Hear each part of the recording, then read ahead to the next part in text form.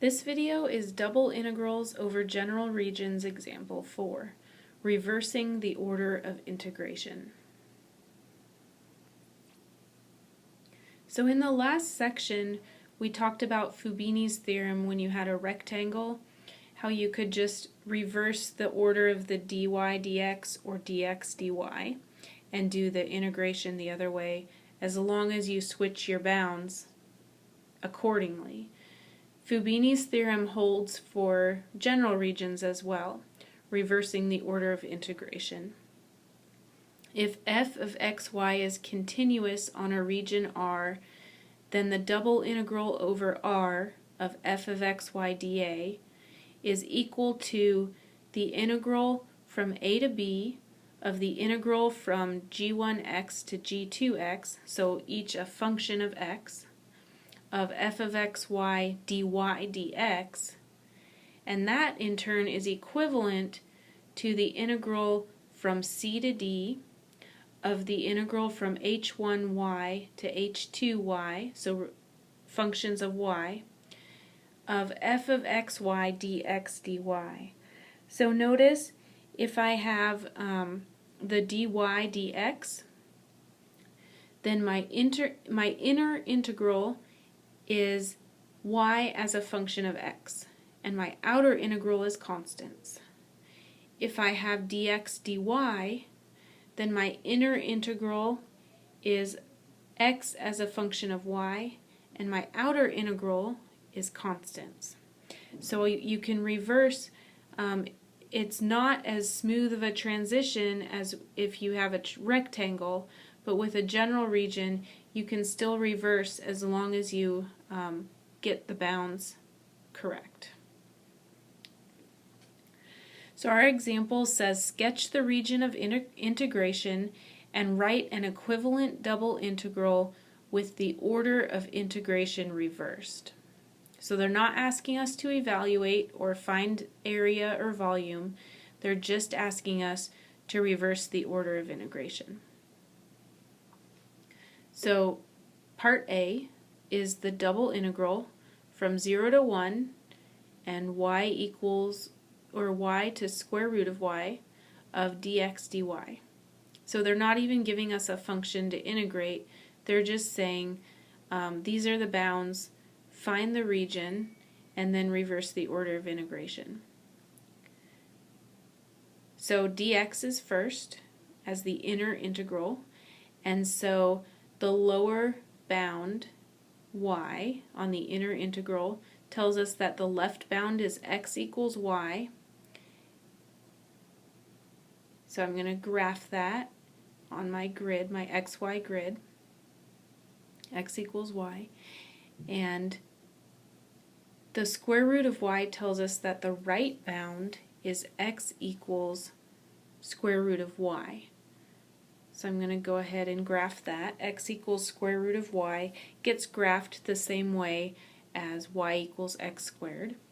So there's my region, the region between x equals y and x equals square root of y.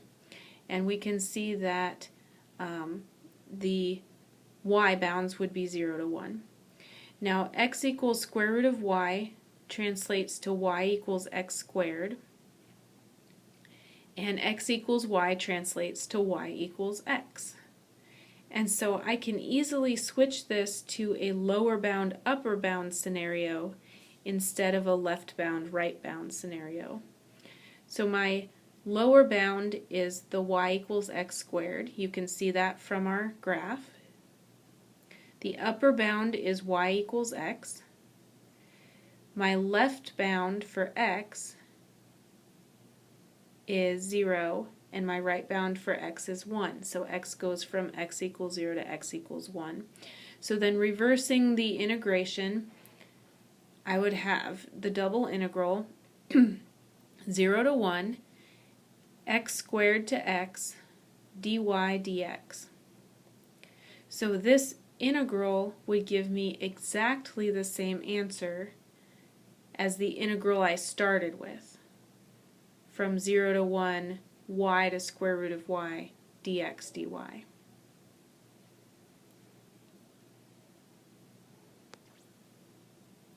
So hopefully you can see the value of actually sketching out your region, because once it's sketched out, it's a lot easier to visually see what's the lower, what's the upper, versus what's the left and what's the right bound. Okay, part B of the example is the double integral from 0 to 2 and negative square root of 4 minus x squared to positive square root of 4 minus x squared of the integrand 6x dy dx. So we're evaluating with respect to y first. So that tells me that since the dy is on the inside, this inner integral is telling me that the lower bound is y equals negative square root of 4 minus x squared to y equals square root of 4 minus x squared. So I have a lower and an upper bound. And just thinking about what kind of function this is, we know that this is going to be a circle of radius 2. And if you're not sure, you can graph that in your calculator. So circle of radius 2 graphed in our xy plane. And now we want to look at our x bounds. So our outer integral, the dx, tells us that the outer integral is saying x goes from 0 to 2. Now notice that's not going to give me the entire circle. That's going to be the right half only of that circle. So we shade the right half of the circle, and we know that this is a circle of radius 2, so the equation is x squared plus y squared equals 4. So the right half is x equals square root of 4 minus y squared. That's just how we express the right half of the circle, versus when we have the y equals, that's lower half and upper half. When we have x equals, the negative square root would be the left half and the positive square root would be the right half. So x goes from 0 to square root of 4 minus y squared. That's going to give us the right half of the circle. And y goes from negative 2 to 2. So you take your lowest y value and your highest y value. So our double integral with order of integration reversed is negative 2 to 2 of the integral from 0 to square root of 4 minus y squared of the integrand 6x dx dy. So notice the integrand stays the same. That 6x did not change at all. All we did was reverse the dy dx into dx dy, and we switched our bounds of integration accordingly.